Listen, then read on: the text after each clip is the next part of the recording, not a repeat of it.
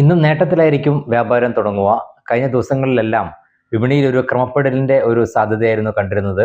22,200, 22,500 എന്നുള്ള നിലവാരത്തിനിടയിൽ ആയിരുന്നു കഴിഞ്ഞ ദിവസങ്ങളിലെല്ലാം വ്യാപാരം നടന്നിരുന്നത്. വരും ദിവസങ്ങളിലും വിപണി ക്രമപ്പെട്ട് നീങ്ങാൻ തന്നെയാണ് സാധ്യത. 22,800 എന്നുള്ള പ്രധാന നിലവാരം ഭേദിച്ച് വ്യാപാരം നടക്കുന്ന ഒരു സാഹചര്യത്തിൽ മാത്രമേ ഇനി മുന്നോട്ട് നീങ്ങാനുള്ള സാധ്യത കാണുന്നുള്ളൂ.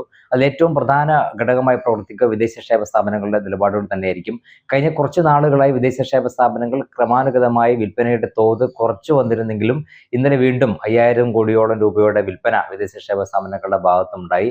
വിപണിയുടെ ഓരോ കയറ്റത്തിലും അല്ലെങ്കിൽ ഓരോ ഉയർന്ന നിലവാരത്തിലും കൂടുതൽ വിൽക്കുക എന്നുള്ള നിലപാടിലാണ് ഇപ്പോൾ വിദേശ നിക്ഷേപ സ്ഥാപനങ്ങളുടെ ഒരു ഇടപെടൽ. അതുകൊണ്ട് തന്നെ വരും ദിവസങ്ങളിലും വിപണി മുന്നോട്ട് നീങ്ങുന്നതനുസരിച്ച് വിൽപ്പനയുടെ തോത് കൂടുകയാണെങ്കിൽ തീർച്ചയായും അത് മുന്നോട്ടുള്ള നീക്കത്തിന് ഒരു പ്രതിരോധം സൃഷ്ടിച്ചേക്കാം.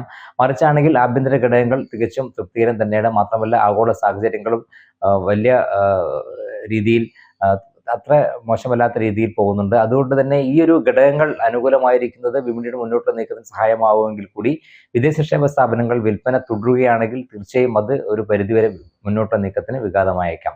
എന്തായാലും ഈ നിലവിലെ സാഹചര്യത്തിൽ 22,800 എന്നുള്ള നിഫ്റ്റിയുടെ നിലവാരം തന്നെയായിരിക്കും പ്രധാനം. ആ ഒരു നിലവാരം ഭേദിച്ച് വ്യാപാരം നടക്കുന്ന സാഹചര്യത്തിൽ മാത്രമേ മുന്നോട്ട് നീങ്ങാനുള്ള സാധ്യത കാണുന്നുള്ളൂ. ഇന്നിപ്പോൾ ഏഷ്യൻ വിപണികൾ പലതിലും നേട്ടത്തിൽ വ്യാപാരം പുരോഗമിക്കുന്നതുകൊണ്ട് തന്നെ ഇന്ന് നേട്ടത്തിലായിരിക്കും ഇവിടെ വ്യാപാരം.